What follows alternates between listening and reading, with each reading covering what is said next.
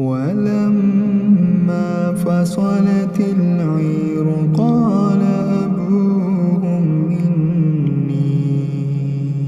إني لأجد ريح يوسف لولا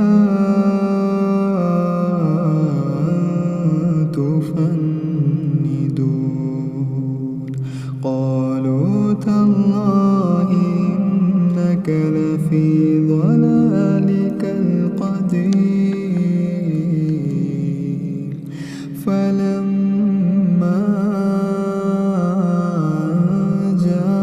جاء البشير ألقاه على وجهه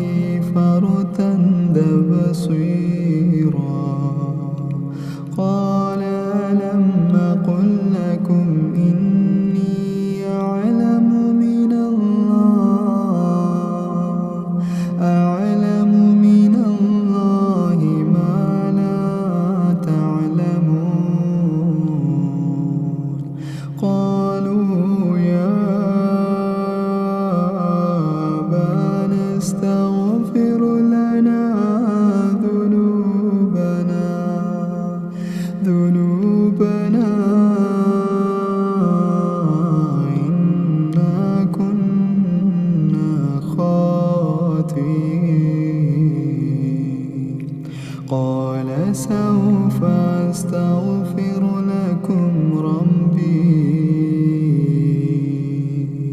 إنه هو الغفور الرحيم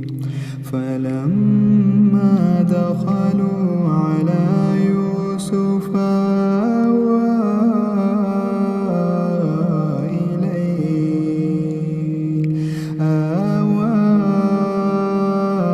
إليه أبويه وقال ادخلوا مصر إن شاء الله آمنين ورفع أبويه على العرش وخروا له سجدا وقال يا أبت هذا تأويل رؤياي من قبل قد جعلها ربي حقا وقد أحسن بي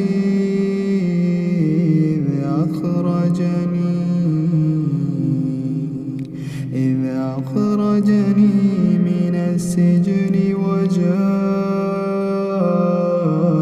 بكم من البدو من بعد أن نزغ الشيطان بيني وبين إخوتي إن ربي لطيف لما يشاء إنه هو العليم الحكيم رب قد آتيتني من الملك وعلمتني من تأويل الأحاديث فاطر السماوات والأرض أنت ولي في الدنيا والآخرة توفني مسلما والحقني بالصالحين ذلك من أنباء الغيب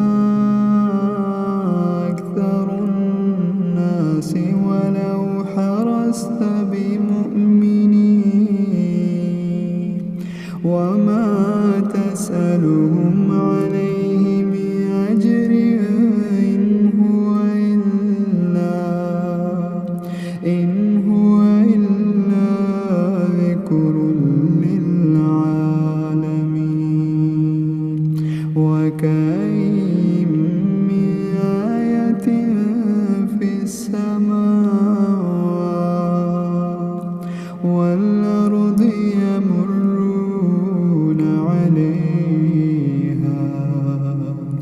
وهم عنها معرضون وما يؤمن أكثرهم بالله إلا وهم مشركون أفامنوا أن تأتيهم غاشية من عذاب الله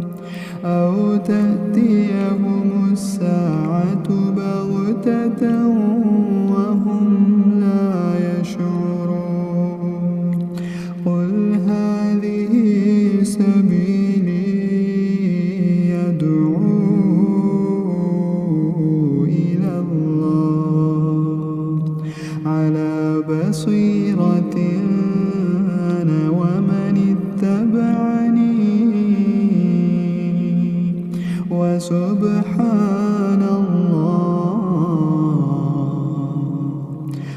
وسبحان الله وما أنا من المشركين وما أرسلنا من قبلك إلا رجالا نوحي إليهم من أهل القرى أفلم يسيروا في الأرض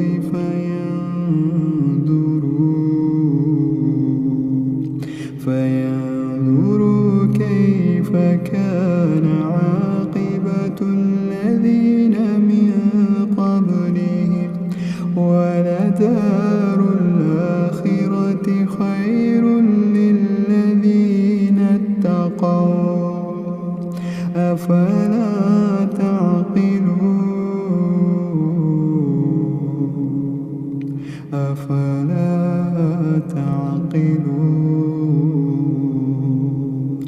حتى إذا استيأس الرسل وظنوا أنهم قد كذبوا جاءهم نصرنا فننجي من نشاء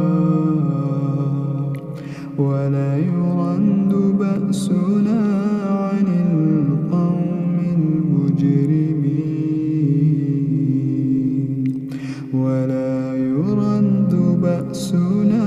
عن القوم المجرمين لقد كان في قصصهم عبرة لأولي الألباب ما كان حديثا يفترى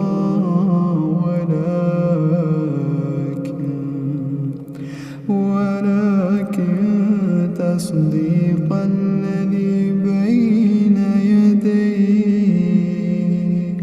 وتفصيل كل شيء